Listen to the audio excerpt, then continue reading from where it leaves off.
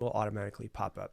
Today, I'm going to be teaching you how to stop comparing yourself, and I'm going to talk to you about why you comparing yourself is actually killing a lot of joy in your life. And we live in a world where we can see everything that someone else is doing at all moments. And it's interesting because I grew up obviously in this tech world. I grew up before all this tech came out and before there was Instagram and all of that stuff, and lived a life before then. But I'm also here now and I create a lot of content, I put it out there, and I actually see a lot of people's joy being stolen from their life because they're too busy comparing themselves with everybody else. They're comparing themselves, they're comparing their body to somebody else's body who's been working out for 10 years straight, and then they get down on themselves. They're comparing their business that's 3 weeks old to someone else who's been running the business for 3 years and trying to figure out why they're not where they are, the other person is at this point in time. We live in a world where we can constantly see everything that everyone else is doing, and we compare ourselves. We see where they are. Oh my gosh, they traveled to this amazing thing. I haven't left town in 3 weeks. What am I doing with my life? We can see what they're wearing. We can see what they're eating. We can see who they're with. And if you spend enough time on social media, I bet that you compare yourself sometimes to some people. And now comparison itself is not necessarily a bad thing. There is a lot of good in comparison.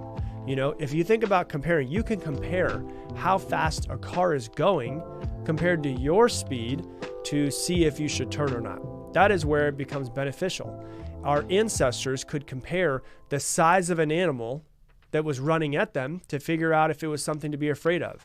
And if it was something to be afraid of, they could compare how fast it is moving compared to how fast they can move and decide, do I run or do I climb the nearest tree? And they could compare the speed of things that were happening, the size of things that were happening. And so that itself is very beneficial. We can compare the food that's on our plate to the size of our stomach and go, oh yeah, that's probably a little bit more than I need. So comparison does have some beneficial uses, but when you're not paying attention to your brain and it's just running amok like it normally is, and you're looking at somebody else's life on Instagram, that's when it starts to get bad. Especially when you can look at someone else's life on Instagram and think, oh my God, they're so happy. They have such a great relationship. They have so much money. They're so successful. When in reality, what we're seeing from somebody else is the highlights of their life, not the lowlights of their life. And so one thing that is important to realize is that every single person is on a different path, right? So people will come up to me all the time and they're like, Rob, how do I have a podcast that's successful like yours? And I'm like, well, do like 1,400 episodes and come back to me in 8 years and let's see where you are. So if you're like on, I don't know, podcast episode 3, you can't really compare podcast episode 3 to somebody else's 1,400th podcast, because sometimes we just got to go through each chapter of our life. And one of my favorite phrases that has to do with this is you can't compare your chapter 1 to somebody else's chapter 20. And so if you're on your 3rd podcast episode and you're like, I don't feel like I'm good. I don't feel like I know what I'm doing. I don't feel like this is growing. And then you're looking at somebody else's podcast who's been doing it for a long time. Yeah, of course they have more experience. They have more time. They have more under their belt than you. And you know, it's funny because I started taking boxing lessons, right? And today was the second boxing lesson that I did. This guy comes over to my house. We've been doing boxing lessons and stuff. And I find myself fumbling around because first off, I'm sore as shit in random places I've never been sore before, because I'm moving my body in ways I've never moved. Like I'm sore in between my freaking knuckles, right? Like such a weird place to be sore. And when he's talking about, okay, 1, 2, 3, and he's talking about a jab and he's talking about a right hook and uppercut and all of these different things, he does it and it's like a snap and it looks so effortless, but he's been doing it for 15 years. And so I can look at myself and look at him and be like, well, I'll never be as good as him and he's so much better. Maybe this isn't for me. Or I can go, you know what? This is my chapter 1. Like I'm not even on chapter 1. I'm still reading the introduction of this book. This guy is probably finished his book and he's on to his next book. And so the quote that goes along with this is, you'll never be a graceful master if you don't allow yourself to be a foolish beginner. And so do I look like a giraffe that was just birthed and is trying to figure out how to walk? I do. Does he look like he's been doing this for a long time? He does. But I can never get to looking as graceful as he does unless I go through the foolish beginner stage.